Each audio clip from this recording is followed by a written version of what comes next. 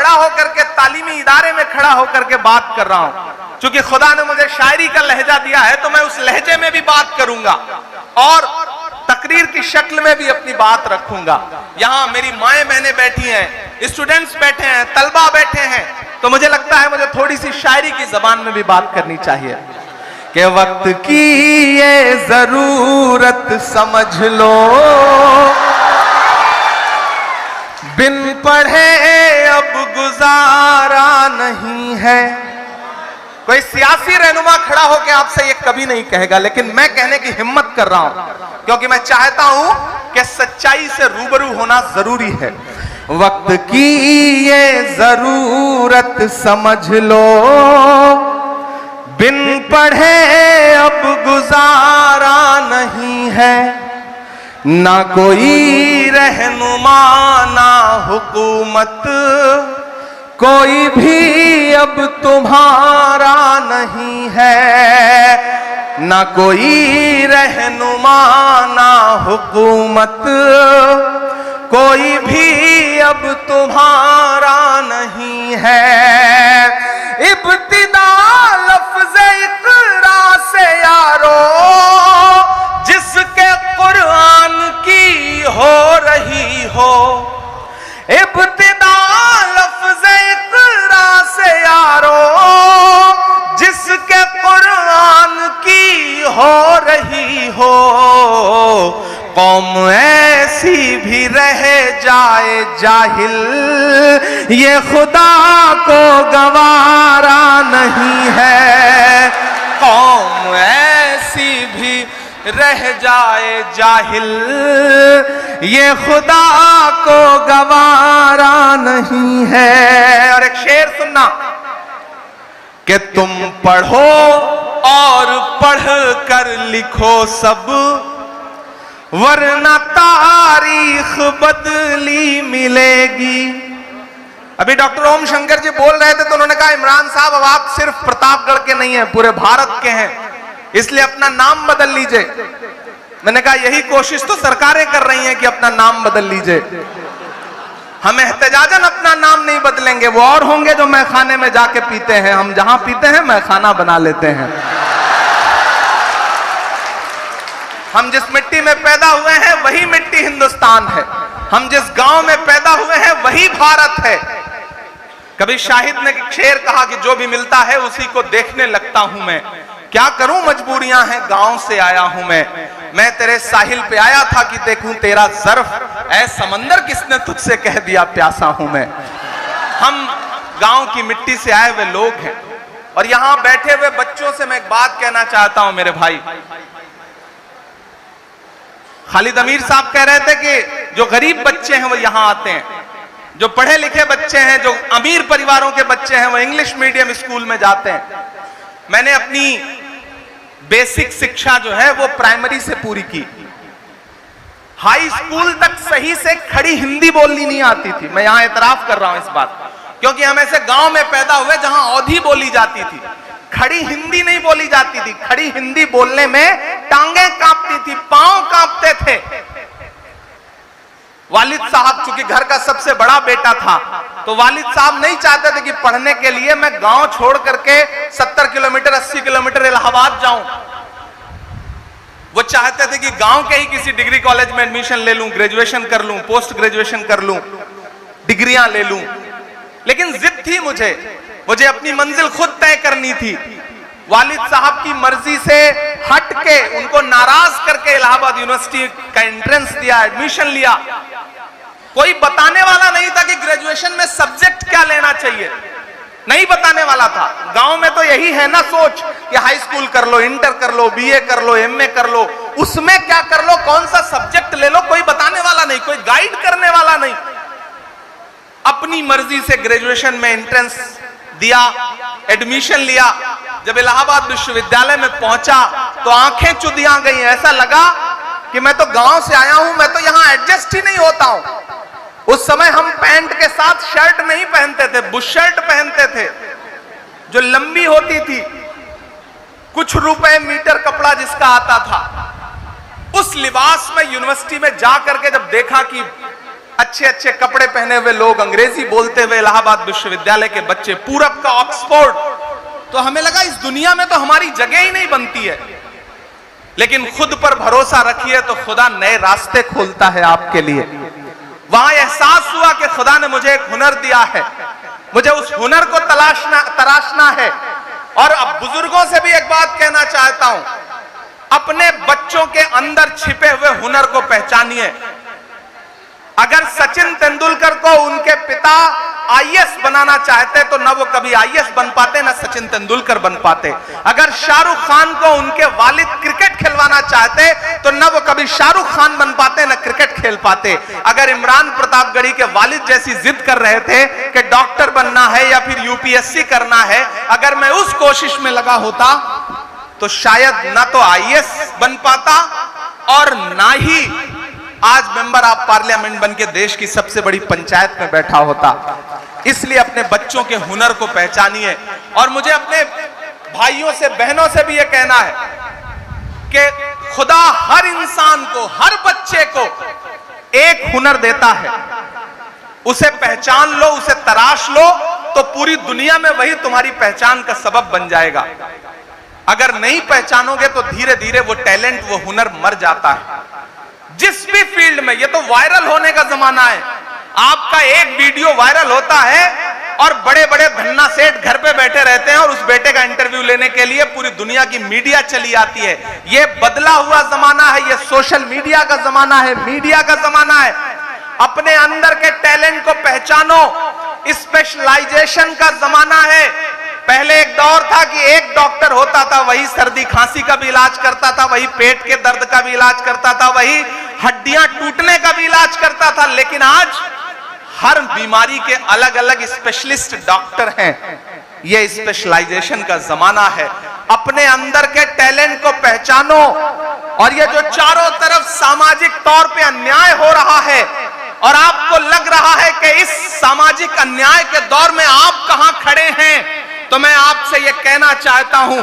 अभी मैं एक चैनल को इंटरव्यू दे रहा था तो मुझसे कहा गया कि इमरान साहब, अकलियतों के घरों के सामने बुलडोजर खड़े हैं, ट्रेनों में उनको लिंच करने की कोशिशें की जा रही हैं, आप क्या कहेंगे? आप कैसा हिंदुस्तान देखते हैं? तब मैंने उनसे एक बात कही थी कि मैं आने वाले 10 सालों बाद एक ऐसा हिंदुस्तान देखता हूं जो इतना खूबसूरत होगा, इतना खूबसूरत होगा कि हर मजलूम अपने हक के लिए अपनी सदाएं खुद बुलंद करेगा। क्योंकि ये दौर ऐसा दौर है जो इंसानों को सिखा रहा है कि जीना कैसे है, इस समाज में बने कैसे रहना है। आपके खिलाफ जो सरकारी साजिशें हैं, समाजी साजिशें हैं, उन्होंने एक काम अच्छा किया है और वो ये किया है कि कन्याकुमारी से कश्मीर तक डंडा लेके भैंस चराने वाला आम मुसलमान भी ये मान चुका है कि अगर इस मुल्क में जिंदा रहना है तो अपने बच्चों को पढ़ाना पड़ेगा। ये एहसास जागा है आपके अंदर, इस एहसास को बुलंद करिए। अगर आपने इस एहसास को बुलंद कर लिया, हमारे पास यूनिवर्सिटियां बहुत हैं। मैं बड़ी माफी के साथ यहां जो हायर एजुकेशन से जुड़े हुए लोग बैठे हैं, हमारे पास यूनिवर्सिटियां बहुत हैं और बच्चा अगर हाई स्कूल तक पढ़ लिख जाता है तो किसी ना किसी यूनिवर्सिटी में दाखिला भी ले लेगा। हमें जरूरत है बेसिक स्कूलों की, हमें जरूरत है पहली क्लास से 12th तक हमारे बच्चे कैसे एजुकेशन हासिल करें, इसके लिए लड़ाई लड़ने की जरूरत है। चूंकि हम शिक्षा के महत्व पर बात कर रहे हैं, हमें एमएएच इंटर कॉलेज जैसे सैकड़ों हजारों इंटर कॉलेजेस की जरूरत है। इस भीड़ में बैठे हुए सारे लोगों से मैं ये गुजारिश करूंगा, आप अलग अलग दुनिया के लोग हैं, किसी को खुदा ने बहुत दौलत दी होगी, किसी को खुदा ने कोई अलग हुनर दिया होगा, कोई सियासत में बहुत आगे होगा। पूरा समाज हम नहीं बदल सकते, एक झटके में पूरा देश नहीं बदल सकते। अपने आसपास से बदलाव लाओ। खुदा कभी कभी क्या करता है कि आपको दौलत तो बहुत दे देता है, आप सोचते हो कि मेरा बेटा पढ़े, मैं इसे आईएएस कराऊं, इसे सीपीएमटी में ले जाऊं, पीएमटी कराऊं, नीट कराऊं, जो करना चाहे वो कराऊं। लेकिन कभी कभी ऐसा होता है कि खुदा दौलत तो देता है लेकिन आपके बच्चे को पढ़ने का मन नहीं देता। ऐसे में आपको क्या करना चाहिए? ऐसे में सिर्फ एक काम करिए कि अपने आसपास, अपने मोहल्ले में, अपने इलाके में नजर दौड़ाइए। 2-4 बच्चे ऐसे निकल आएंगे जो पढ़ना चाहते होंगे लेकिन उनके पास पढ़ने के संसाधन नहीं है। उनके वालिदैन इस लायक नहीं है कि अपने बच्चे को आगे पढ़ा सकें, उन बच्चों को एडॉप्ट करिए, उनकी तालीम का खर्च उठाइए, उन्हें आगे ले जाइए।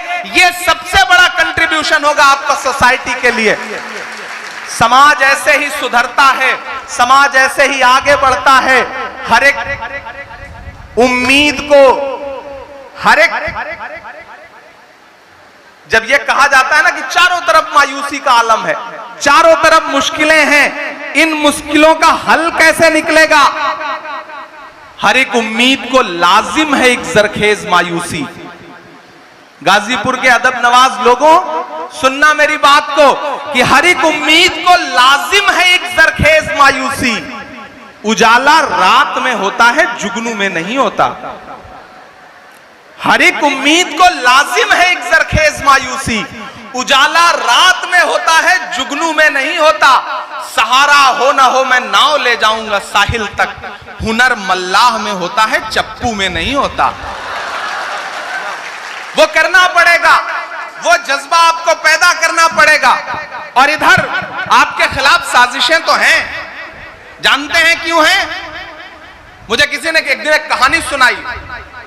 उसने कहानी सुनाई कि एक जुगनू जो है वो चमक रहा था, हर दिन जिस जंगल में रहता था वहां चमकता था, अपनी जिंदगी जी रहा था। एक दिन उसके पीछे एक सांप पड़ गया, सांप उसका पीछा ही ना छोड़े। जुगनू भागता रहा, सांप उसका पीछा करता रहा। जब जुगनू थक गया तो उसने सोचा मुझे सांप से बात करनी चाहिए कि मेरे पीछे क्यों पड़ा है। वो रुक गया, उसने पलट के सांप से कहा कि भाई मुझे निगलना चाहते हो लेकिन मेरे 2 सवालों का जवाब दे दो फिर निगल लेना। सांप ने कहा अच्छा बताओ। तो उसने कहा ये बताइए आप जिस तरह की चीजें आप खाते हैं, जिस तरह के आप पतंगे खाते हैं, क्या मैं उसमें आता हूं? तो सांप ने कहा नहीं। तो जुगनू ने कहा सांप से ये बताइए मैंने आपका कोई नुकसान किया है? तो सांप ने कहा नहीं।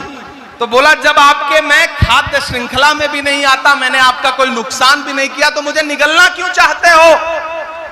तो सांप ने कहा मैं तुम्हें इसलिए निगलना चाहता हूं क्योंकि तुम चमकते बहुत ज्यादा हो। तो आपके साथ मसला यह है कि आप चमकते बहुत ज्यादा हैं, इसलिए लोगों की आंखों में चुभते भी बहुत ज्यादा हैं। यह हर दौर में होता रहा है। दुनिया के हर देश की पॉलिटिक्स 25 साल में एक नया शेप लेती है। हिंदुस्तान की पॉलिटिक्स भी एक नया शेप ले रही है। और इस नए शेप में आपने देखा कि कुछ महीने पहले हुए इलेक्शन में सियासत ने एक नया शेप लिया कि तमाम नफरतें किनारे खड़ी रहीं और मोहब्बत का नारा लगाने वाले लोग पूरी मजबूती के साथ आगे आए। बस उनका एक ही नारा था कि नफरत के बाजार में मोहब्बत की दुकान खोलनी है। तो मेरे भाई मैं आपसे ये गुजारिश करूंगा कि इस दौर में आगे आइए और ये जो बुलडोजर लेकर के आपका घर गिरा रहे हैं, ये जो जुल्म कर रहे हैं, इसको दर्ज करिए। तुम पढ़ो और पढ़ कर लिखो सब, वरना तारीख बदली मिलेगी। तुम पढ़ो और पढ़ कर लिखो सब, वरना तारीख बदली मिलेगी। अब कलम और कागज से बढ़कर दूसरा कोई चारा नहीं है। अब कलम और कागज से बढ़कर दूसरा कोई चारा नहीं है। गलतियां तो हुई हैं, हम जब अपना गिरेबान पकड़ के उस पर झांकेंगे तब शायद हमें एहसास होगा कि हमसे चूक तो हुई है, कहीं ना कहीं चूक तो जरूर हुई है। मैं एक मतला और 2 शेर सुनाता हूं, फिर आपसे थोड़ी सी संजीदा गुफ्तगू करूंगा कि आज तारीख है हैरान, कहां चूक हुई। सुनिएगा गाजीपुर वालों, और इसे घर लेकर के जाइएगा और रात की तन्हाई में जब सुकून से बैठिएगा तो सोचिएगा कि आपके हमउम्र एक बेटे ने, एक भाई ने आकर के बड़ी संजीदा सी एक बात कही है कि आज तारीख है हैरान, कहां चूक हुई। हमारी नस्लों का अलमिया क्या है? हम अभी पिछले 300-400 साल से बाहर ही नहीं निकल पाए। हर चौराहे पे नवाब साहब बैठे हैं, हर चाय की दुकान पर शहंशाह बैठा हुआ है अपनी दुनिया में मस्त। समाज से कोई लेना देना नहीं है। मैं उसके लिए ये मिसरा पढ़ रहा हूं कि आज तारीख है हैरान, कहां चूक हुई सोचिएगा कभी सुल्तान, कहां चूक हुई सोचिएगा कभी सुल्तान, कहां चूक हुई। तुम पे दौलत भी है, तादाद भी, ताकत भी है, तुम पे दौलत भी है, तादाद भी, ताकत भी है, फिर भी हो बेसरो सामान, कहां चूक हुई, फिर भी हो बेसरो सामान, कहां चूक हुई। और एक बड़ा कड़वा शेर पढ़ता हूं कि हल हुआ करते थे दुनिया के मसाइल जिनसे, हल हुआ करते थे दुनिया के मसाइल जिनसे, मसला अब है मुसलमान, कहां चूक हुई, मसला अब है मुसलमान, कहां चूक हुई। और ये जो शेर पढ़ने जा रहा हूं, अब तक जो कुछ बोला है वो एक तराजू पर, और अब जो बोलने जा रहा हूं वो इस एक पल्ले पर। यहां से वहां तक डाइस पर मौजूद हर एक शख्स, इधर जो माएं बहनें बैठी हैं, सबकी दुआएं मांगता हूं इस शेर पर कि मसला अब है मुसलमान, कहां चूक हुई। रह गया किस लिए तू इल्म हुनर में पीछे, रह गया किस लिए तू इल्म हुनर में पीछे। चाय बेचने वाला पूरा भारत बेच रहा है, सच बोल रहा हूं मैं कि चाय बेचने वाला पूरा भारत बेच रहा है, इसी काम में हासिल उसे महारत बेच रहा है। कि रेल बिक गई, तेल बिक गया, बिका हवाई अड्डा, रेल बिक गई, तेल बिक गया, बिका हवाई अड्डा, सब कुछ बिकता देख के खुश हैं अपने जेपी नड्डा। है तेरे पास तो कुरान, कहां चूक हुई, है तेरे पास तो कुरान, कहां चूक हुई।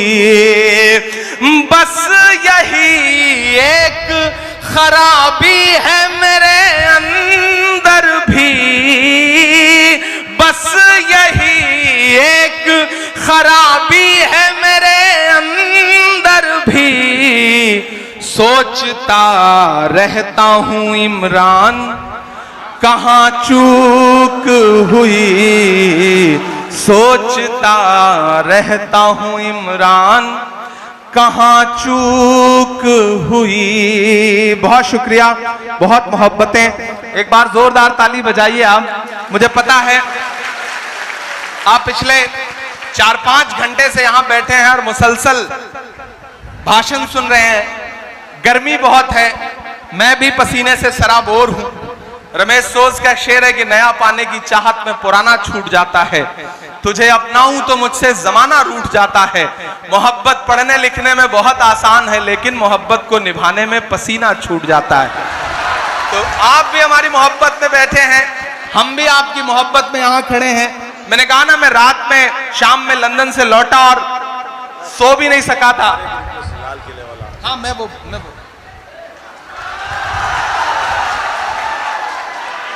अच्छा, गाजीपुर का आदमी भी, उसे सारे हुनर आते हैं। वो एक माला पहनाने आता है, माइक पर खड़े आदमी को लगता है कि माला पहनाने आया है, लेकिन नहीं, वो एक नज्म की फरमाइश लेके आते हैं, माला पहनाते हैं और कहते हैं माला हमने पहनाई है, अब इसके एवज में आपको एक नज्म पढ़नी पड़ेगी। ये गाजीपुर ही कर सकता है साहब। यहाँ का आदमी अपने आप में कमाल है। वो मैं एक दिन दिल्ली रेलवे स्टेशन में ट्रेन से उतरा, मेरे साथ मेरे एक दोस्त थे गाजीपुर के, वो खालिद अमीर साहब नहीं थे, दूसरे कोई थे। जब मैं उतरा तो बाहर भिखारी घूम रहा था, वो दौड़ करके आया, उसने कहा साहब 5 दिन से कुछ खाया नहीं है, खाने के लिए दे दीजिए। तो जो हमारे साथी थे उन्होंने अपनी जेब से 500 का नोट निकाला और उस भिखारी से कहा कि तुम्हारे पास फुटकर है, चेंज है? तो उसने कहा साहब है। उसने अपनी जेब से तुरंत 400 रुपए के 100 के 4 नोट निकाले, बोले साहब चेंज है? तो उसका 400 देख करके गाजीपुर के भाई साहब ने उससे कहा कि जब तुम्हारे पास पैसा है तो जाओ उसी से कुछ खा लो, हमें देने की क्या जरूरत है। फिर अपना 500 पलट के जेब में रख लिया। ये हुनर गाजीपुर को आता है, अल्हम्दुलिल्लाह। अल्लाह सलामत रखे। आप अपने लिए एक बार जोरदार ताली बजाएं। और मेरा मानना है, देखिए मैं हमेशा इस बात को मानता हूं कि ये जो 4 फीट ऊंचा स्टेज है ना, इस पे बैठे हुए लोग ज्यादा मोतबर नहीं है। वो जो सामने नीचे 4 फीट बैठे लोग हैं, ये ज्यादा मोतबर लोग।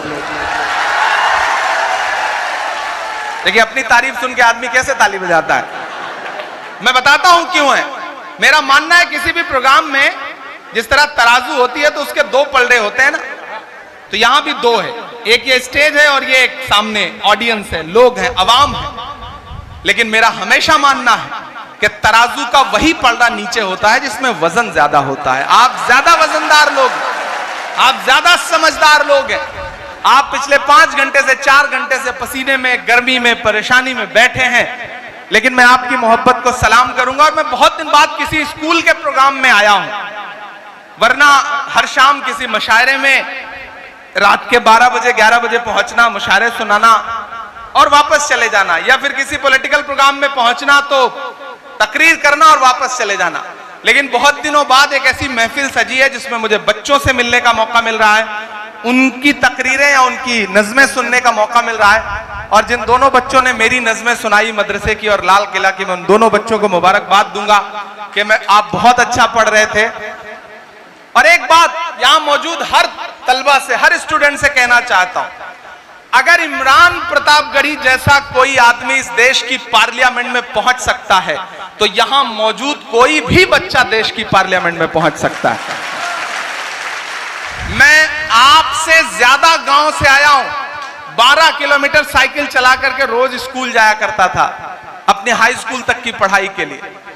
तो अपने अंदर के हुनर को पहचानिए, उसे बड़ा बनाइए, वो किसी भी फील्ड का हो, और अपनी मंजिलें तय करिए, अपनी लड़ाई तय करिए। सामाजिक न्याय के खिलाफ लड़ने वाले लोगों ने अपने हथियार बदल दिए हैं, तौर तरीके बदल दिए हैं, तो सामाजिक न्याय की लड़ाई लड़ने वालों को भी अपने तौर तरीके बदलने पड़ेंगे। अगर आपको लगता है कि पुराने भाषणों से, पुरानी तकरीरों से काम चल जाएगा तो नहीं चलेगा।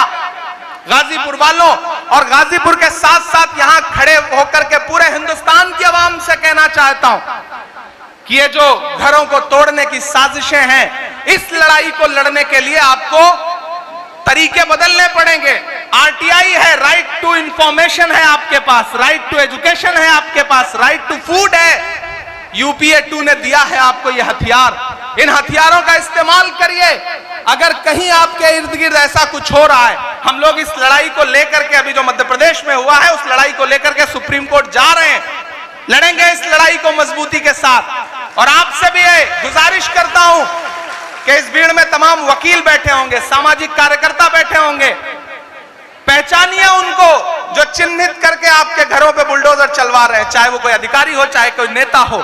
जो राइट टू इंफॉर्मेशन का अधिकार है ना आरटीआई का, उनकी भी जमीनों के लिए, उनके भी घरों के लिए, उनकी भी संपत्तियों के लिए आरटीआई लगाइए।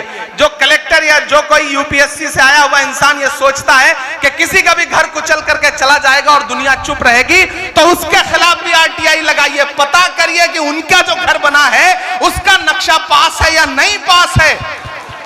ये लड़ाई इस देश के तमाम सामाजिक कार्यकर्ताओं को, इस देश के तमाम वकीलों को, शिक्षाविदों को मिलकर लड़नी पड़ेगी, वरना इस देश के दलित हो, आदिवासी हो, अल्पसंख्यक हो, पिछड़े हो, महिलाएं हो, जो जुल्म सितम की इंतहा इबारत लिखी जा रही है, उसे आने वाली सदियां याद रखेंगी। मैं आखिर में थोड़ी देर आपसे और गुफ्तगू करूंगा, लेकिन एक नज्म पहले सुनाऊंगा उसके बाद।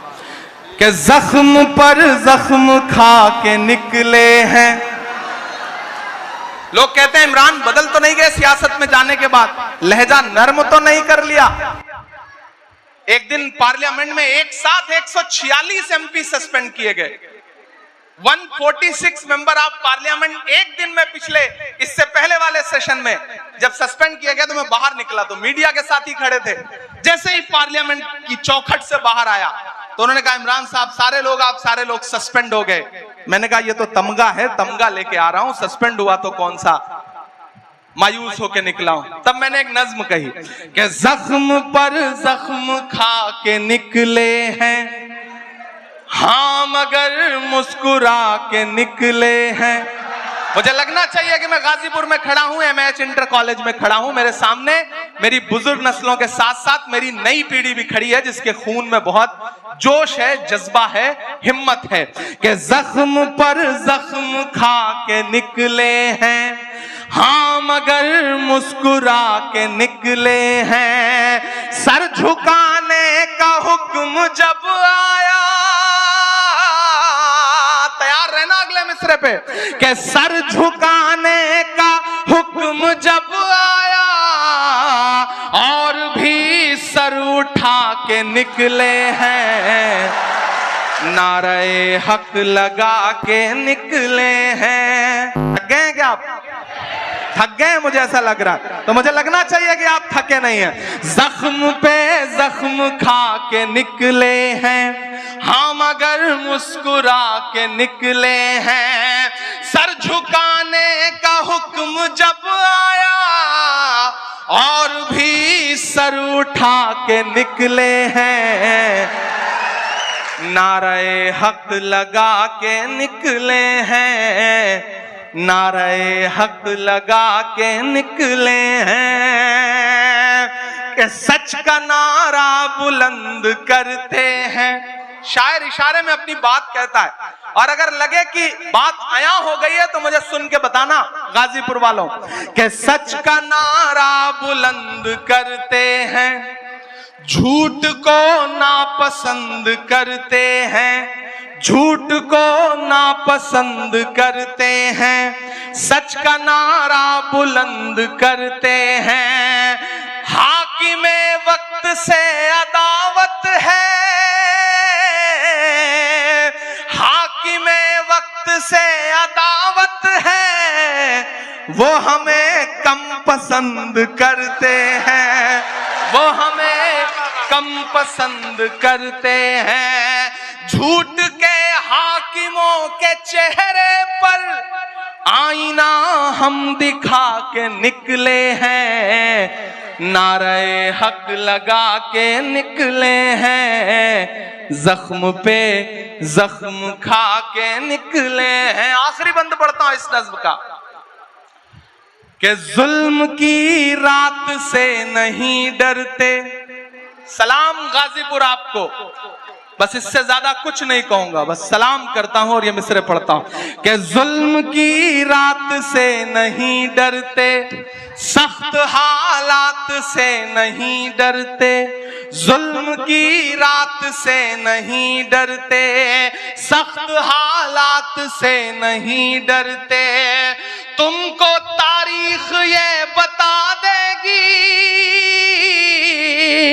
तुमको तारीख ये बता देगी, हम किसी बात से नहीं डरते, हम किसी बात से नहीं डरते, जुल्म की रात से नहीं डरते, सख्त हालात से नहीं डरते। तुमको तारीख ये बता देगी, हम किसी बात से नहीं डरते। हम तो निकले हैं मुस्कुराते हुए और वो तिल मिला के निकले हैं, नारे हक लगा के निकले हैं। हाँ मगर मुस्कुरा के निकले हैं। बहुत शुक्रिया, बहुत मोहब्बतें। और 4 मिसरे ये भी पढ़ता हूं कि देखना इंकलाब आएगा, हर सितम का जवाब आएगा। कुछ तो मीडिया को भी मसाला देना जरूरी है ना, कि देखना इंकलाब आए। सब छोड़ दो, शिक्षा पे कल कुछ नहीं छपेगा, ये मिसरे छपेंगे, आप देखिएगा। कि देखना इंकलाब आएगा, हर सितम का जवाब आएगा। अच्छे दिन का किए थे जो वादा, अच्छे दिन का किए थे जो वादा, उनका दिन भी खराब आएगा, उनका दिन भी खराब आएगा। बहुत शुक्रिया।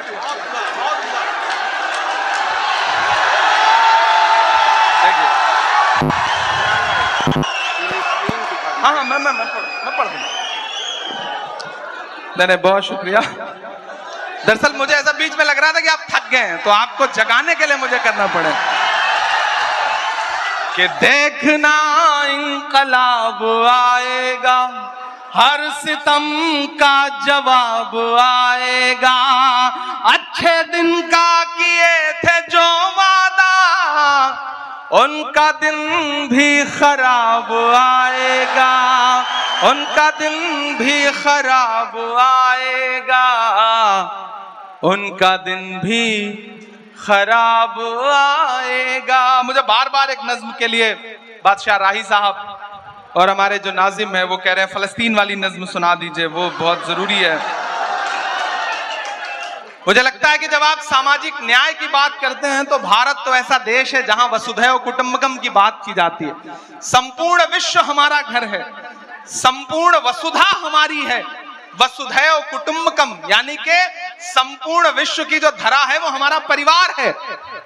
ऐसे में मैं एक नज्म सुना देता हूं, फिर उसके बाद आपसे सामाजिक न्याय के इस विषय पर आपसे बातचीत करूंगा। एक नज्म जो इन दिनों पूरी दुनिया में पढ़ रहा हूं और पूरी दुनिया में बहुत दर्द के साथ सुनी जा रही है। मुझे खुशी है कि चाहे यूएनओ हो या फिर अंतरराष्ट्रीय कोई भी मंच हो, भारत की सरकार, यहां पे नेता कोई भी बात करें, लेकिन अंतरराष्ट्रीय मंचों पर जब भी हमारी सरकार खड़ी होती है तो वो पुरजोर तरीके से फिलिस्तीन का समर्थन करती है। इस बात के लिए एक जोरदार ताली बजाइए आप सारे लोग।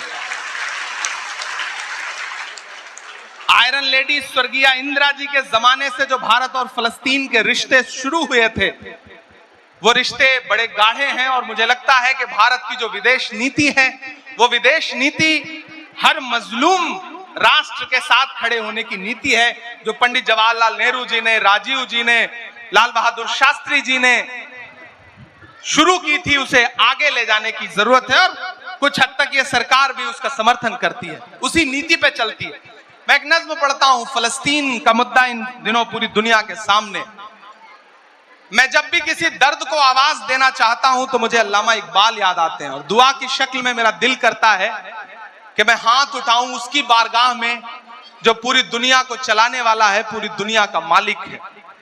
और जब मैं ऐसी कोई बात कहना चाहता हूं तो मुझे अल्लामा इकबाल की वो नज्म याद आती है जो पूरी दुनिया में मकबूल है कि लब पे आती है दुआ बन के तमन्ना मेरी।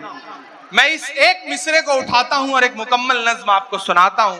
आपकी आंखों में वो तमाम मंजर तैरते जाएंगे।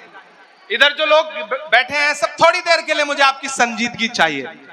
लब पे आती है दुआ बन के तमन्ना मेरी, लब पे आती है दुआ बन के तमन्ना मेरी।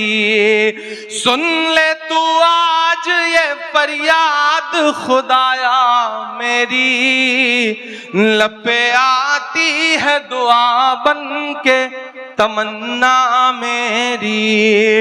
तेरे महबूब ने जिस सिमत किए थे सजदे, तेरे महबूब ने जिस सिमत किए थे सजदे, हुक्म से तेरे वो असहाबे नबी के सजदे, हुक्म से तेरे वो असहाबे नबी के सजदे।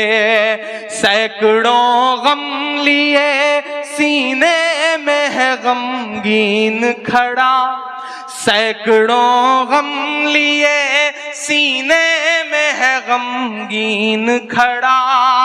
अफकत तेरे भरोसे है फलस्तीन खड़ा, अफकत तेरे भरोसे है फलस्तीन खड़ा।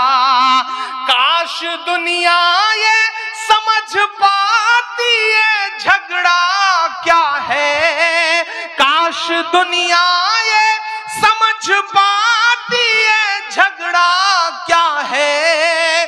आपके घर पे किसी गैर का कब्जा क्या है, तू जो चाहे तो हर एक बात को बेहतर कर दे, एक नजर डाल के हालात को बेहतर कर दे। लब पे आती है दुआ बन के तमन्ना मेरी। मैं जहां जहां गया मैंने इस नज्म को पढ़ा, चूंकि मैं खुद इस नज्म को कहते हुए बहुत रोया, तो मेरे साथ लोग गुनगुनाने लगते हैं, तो मुझे लगता है कि आपके मिसरे की हद ये है कि आखिरी आदमी तक को आपका अगर मिसरा याद है तो किसी शायर के लिए इससे बड़ी कमाल की बात कुछ नहीं हो सकती। मैं पढ़ता हूं अगला बंद इस नज्म का। लब पे आती है दुआ बन के तमन्ना मेरी, अब कहीं भी नहीं सुनवाई है मेरे मौला, सारी दुनिया ही तमाशाई है मेरे मौला, सारी दुनिया ही तमाशाई है मेरे मौला। जो तेरे नाम पे लड़ते हैं अगर हारे तो इसमें हम सब की भी रुसवाई है मेरे मौला। उनकी उजड़ी हुई बस्ती की सदाएं सुन ले ऐ खुदा, क़िबले अव्वल की दुआएं सुन ले। तू जो चाहे तो बुरा वक्त भी टल जाएगा, रात की कोख से सूरज भी निकल आएगा। लब पे आती है दुआ बन के तमन्ना मेरी। आखिरी बंद पढ़ता हूं इस नज़्म का कि दुध मुहे बच्चों के भी ख्वाब हुआ करते हैं, दुध मुहे बच्चों के भी ख्वाब हुआ करते हैं, जंग करने के भी आदाब हुआ करते हैं, जंग करने के भी आदाब हुआ करते हैं। हम नहीं कहते हमें कोई पैगंबर दे दे, जो फकत तेरे ही आगे झुके वो सर दे दे। लश्करे फील जहालत पे उतर आया है, लश्करे फील जहालत पे उतर आया है। ऐ खुदा फिर से अबाबीलों को कंकर दे दे। कौन कहता है कि जो भारत का पैगाम है, कौन कहता है कि नफरत से चलेगी दुनिया, तू दिखा दे कि मोहब्बत से चलेगी दुनिया, तू दिखा दे कि मोहब्बत से चलेगी दुनिया।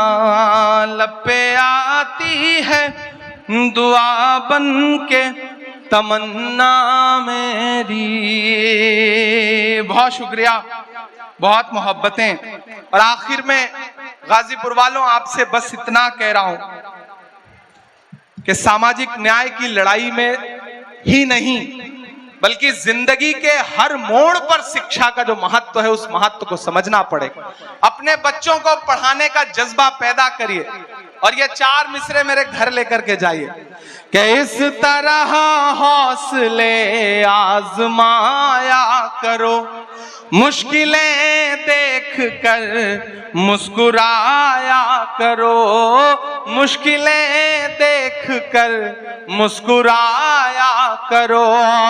दो निवाले भले कम ही खाया करो, अपने बच्चों को लेकिन पढ़ाया करो, अपने बच्चों को लेकिन पढ़ाया करो। शिक्षित होइए, संगठित होइए। कभी डॉक्टर बाबा साहब अंबेडकर ने कहा था ना कि शिक्षा वो शेरनी है कि जिसका दूध जो कोई भी पिएगा वो दहाड़ेगा। तो अगर दहाड़ना चाहते हो, समाज में इज्जत के साथ रहना चाहते हो, तो शिक्षित बनो। बिना शिक्षा हासिल किए, बिना पढ़े, इसलिए मत पढ़ो कि नौकरी मिल जाएगी। सिर्फ नौकरी का मकसद बना के मत पढ़ो, इसलिए पढ़ो कि समाज में इज्जत के साथ जीना है। और अगर किसी के साथ जुल्म हो रहा है, वो कोई भी हो, वो दलित हो, पिछड़ा हो, आदिवासी हो, महिलाएं हो, युवा हो, अगर उनके साथ जुल्म हो रहा है तो अपने इल्म का इस्तेमाल उस जुल्म को रोकने के लिए करो। अल्लाह के रसूल ने कहा है ना कि इल्म हासिल करो चाहे चीन तक जाना पड़े। तो चीन जाने से मुराद मुझे लगता है उस दौर में यही थी कि कितनी भी मुश्किल आए, कितना भी दूर जाके इल्म हासिल करना पड़े, लेकिन इल्म हासिल करो और डरना बंद करो। आखिर में डरना बंद करो। हुकूमत यह दिखाना चाहती है कि तुम्हारी चूड़ी टाइट कर रहे हैं इसलिए लोग खुश हो रहे हैं। एक तबका है ना जो इस बात पे खुश है कि तुम्हारी चूड़ी टाइट हो रही है। नहीं, डरना बंद करो। एक बुरा दौर आया है, टल जाएगा। वक्त का क्या है, एक दिन बदल जाएगा। बदल जाता है वक्त। और जो डराने की साजिशें लेके बैठे हैं उनसे बस इतना कह के जाता हूं कि मत समझना डराने से डर जाएंगे। मैंने कहा ना, मैं बीर अब्दुल हमीद की सरजमीन पे खड़ा हूं।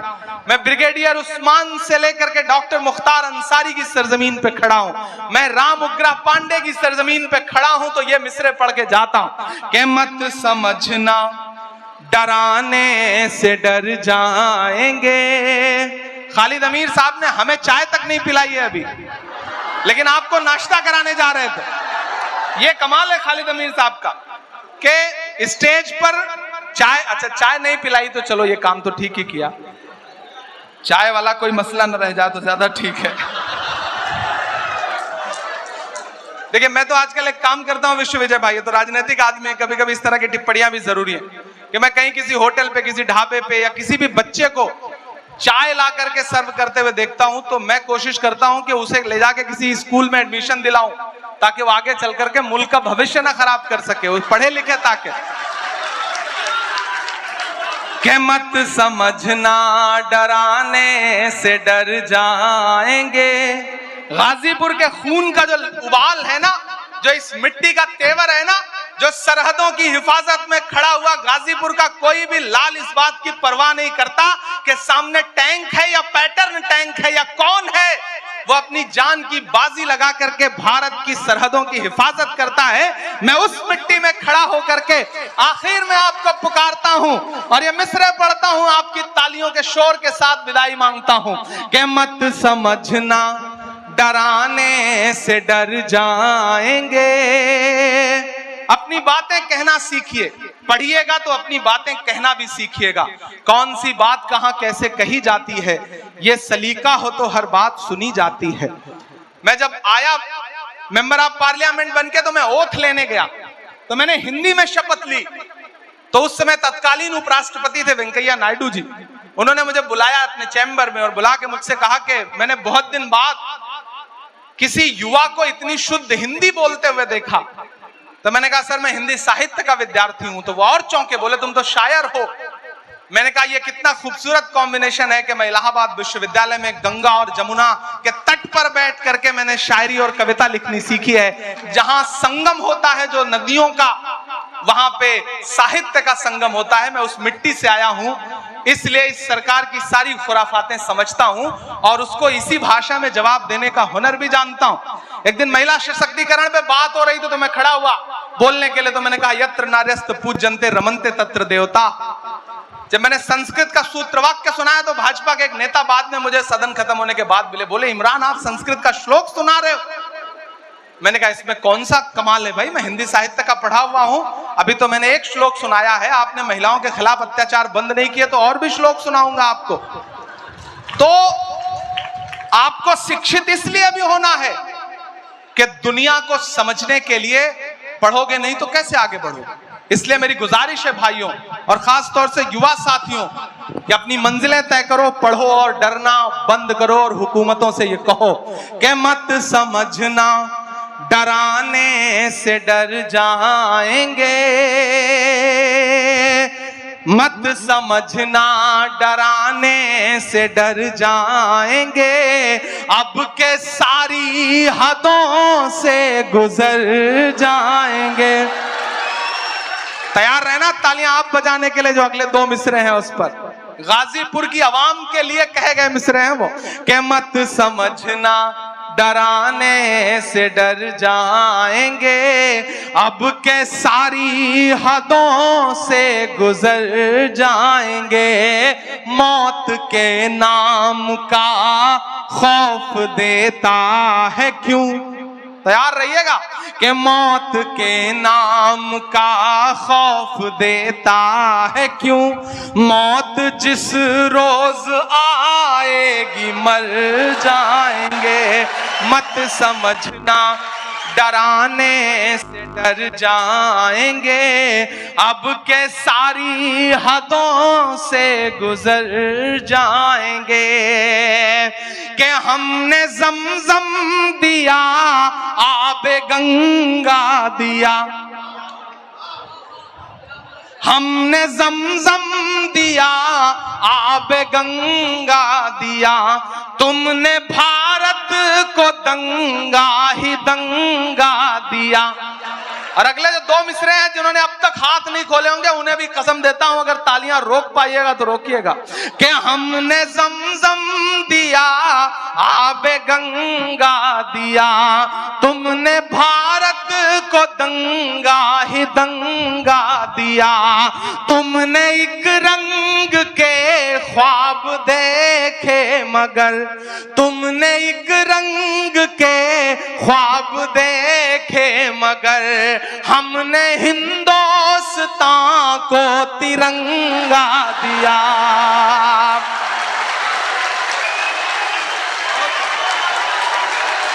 बहुत शुक्रिया।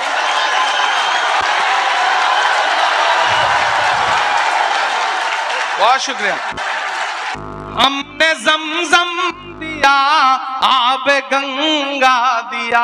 जब जब मुझे लगता है कि आप थक गए तब तब आप मुझे गलत साबित कर देते हैं कि हमने जमजम दिया आबे गंगा दिया, तुमने भारत को दंगा ही दंगा दिया, तुमने एक रंग के ख्वाब देखे मगर, हमने हिंदुस्तान को तिरंगा दिया।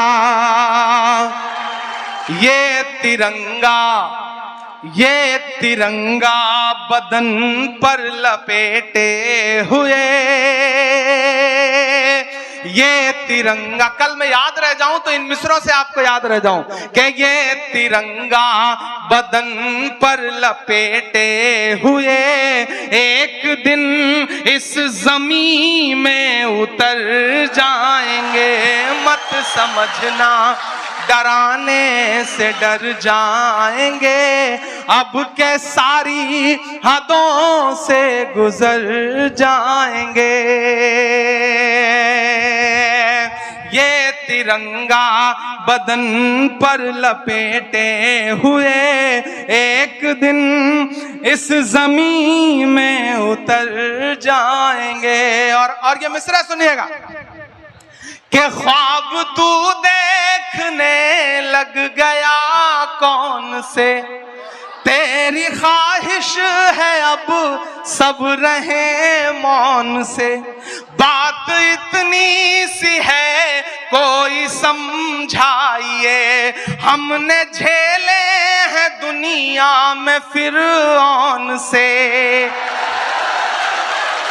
कि ना इधर जाएंगे ना उधर जाएंगे, ना इधर जाएंगे ना उधर जाएंगे, बन के खुशबू फजा में बिखर जाएंगे, मत समझना डराने से डर जाएंगे, अब के सारी हदों से गुजर जाएंगे। और आखिरी बंद पढ़ता हूं इस नज्म का कि आंख मूंदे कहां तक गुजरता चलूं, ये तो मुमकिन नहीं है कि डरता चलूं, आंख मूंदे कहां तक, आंख मूंदे कहां तक गुजरता चलूं, ये तो मुमकिन नहीं है कि डरता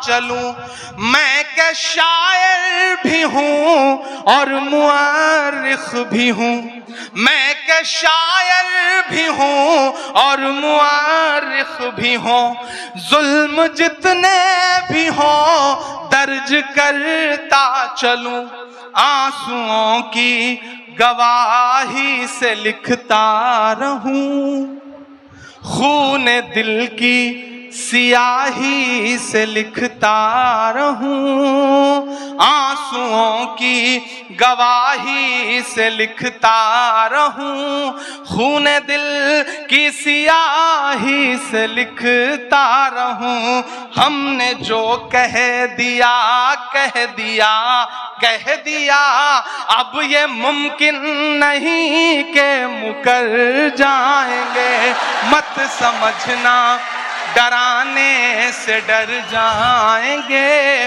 अब के सारी हदों से गुजर जाएंगे। वारिस हसन साहब, खालिद अमीर साहब और पूरी इंतजामिया कमेटी और खास तौर से इस कॉलेज के जो टीचर्स हैं, मैं सबका नाम नहीं जानता लेकिन मैं उनको खुसूसी तौर पर मुबारकबाद देता हूं। मैं जानता हूं कि एक इवेंट करना कितना मुश्किल काम होता है और इस तरह से जिसमें सियासत के भी रंग हो, अदब के भी रंग हो और कल्चरल प्रोग्राम भी हो, उसे संजोना बहुत मुश्किल काम होता है। लेकिन खालिद अमीर साहब का मुबारकबाद के ये मुझे बुला के नहीं लाए, ये मुझे पकड़ के लाए, मतलब मैं ये जुमला इस्तेमाल कर रहा हूं, एक होता है पकड़ के बुलाना। मैं लंदन था और दिन में 3 फोन इनके इस बात के आते थे कि आपकी फ्लाइट कब लैंड करेगी, आप देर ना कर दें, फ्लाइट डिले ना हो जाए। मैंने कहा इतना परेशान मत होइए, इंशाल्लाह गाजीपुर वालों से एक जज्बाती रिश्ता है तो मैं उस रिश्ते को निभाने के लिए जरूर पहुंचूंगा, चाहे जैसे पहुंचूं। मैं आपके बीच में हाजिर हुआ, यहाँ जो आवाम बैठी है और स्टूडेंट्स जो बैठे हैं उन सबका बहुत शुक्रिया अदा करता हूँ। मैं महाराष्ट्र से मेंबर ऑफ पार्लियामेंट हूँ तो अपना बजट यहाँ कुछ नहीं दे सकता, ये मेरी एक मजबूरी है। अगर मैं उत्तर प्रदेश से मेंबर ऑफ पार्लियामेंट होता तो मेरी कोशिश होती तो मैं 1 साल का पूरा 5 करोड़ इस इंस्टीट्यूशन को दे देता। लेकिन मैं ये एक वादा आपसे खालिद अमीर साहब ये करता हूं कि आप दिल्ली आइए, चूंकि मेरी कलम यहाँ के लिए फंड नहीं दे सकती, मैं सिर्फ महाराष्ट्र के लोगों को फंड दे सकता हूं। लेकिन ऐसे कई राज्यसभा मेंबर ऑफ पार्लियामेंट हैं जो हमारे साथ उत्तर प्रदेश के हैं और हमारे साथ हैं, हम उनके कहीं काम आ जाते हैं, हम उनसे कोई काम ले लेंगे। तो आप आइए, जिस तरह से एक हॉल यहाँ पे आपने बनाया है गर्ल्स ब्लॉक के लिए, बच्चियों की तालीम के लिए, और भी कुछ आप करना चाहते हैं तो मुझे बताइए। मैं खुद भले ना दे पाऊं लेकिन फकीर सबके लिए इंतजाम रखते हैं। मैं इस कॉलेज के लिए कुछ ना कुछ जरूर दिलवाऊंगा, ये आपसे वादा कर रहा हूं। एक ऐसा फंड, एक ऐसी रकम जिससे यहाँ पे कोई हॉल बन सके, कोई लाइब्रेरी बन सके, मैं अपनी तरफ से ये वादा कर रहा हूं। और दुआ करिए जैसा उमर साहब कह रहे थे, आने वाला वक्त ऐसा हो कि मुल्क के सियासी हालात करवट लेगी, तो आपकी दुआ रही तो आपका ये भाई इस पोजीशन में भी होगा कि इस कॉलेज को कुछ बहुत बड़ा दे सके। और ऐसा होगा, जरूर होगा, ये मुझे पूरा यकीन है। और उस दिन एमएच इंटर कॉलेज में आके मैंने जो वादा किया, यहाँ खड़े होकर के जो आपसे गुफ्तगू की है, उसके लिए आप आइएगा और मुझे याद दिलाइएगा, मैं इंशाल्लाह खड़ा मिलूंगा। और आप सब साथियों से गुजारिश है, अपने बच्चों को पढ़ाइए। अगर आपके बच्चे का पढ़ने में मन नहीं है तो अपने आसपास के किसी बच्चे को पढ़ाइए, क्योंकि शायद वो पढ़ना चाहता हो और उसके पास पढ़ने के रिसोर्सेज ना हो। बेसिक स्कूल बनाइए, यूनिवर्सिटियां बहुत हैं, बेसिक स्कूल की जरूरत है। बेसिक स्कूल में बच्चों को भेजना शुरू करिए। और इमरान प्रतापगढ़ी आपकी दुआओं की वजह से देश की पार्लियामेंट का हिस्सा है। मुझे याद है कि 2019 में जब राहुल गांधी जी ने मुझे बुलाया तो उन्होंने 3-4 मुलाकातों के बाद मुझे लगा कि ये आदमी वो आदमी है जिसके साथ इस देश की सियासत में सामाजिक न्याय की लड़ाई लड़ी जा सकती है। मैं राहुल गांधी जी के कदम से कदम मिला करके पूरे हिंदुस्तान में चल रहा हूं, लड़ रहा हूं। तो मैं आपसे ये गुजारिश करूंगा कि जो भरोसा आपने जता रखा है उस भरोसे को मजबूत रखिएगा। और बदन में जो भी लहू है तेरी अमानत है, जहां जहां हो जरूरत वसूल कर लेना।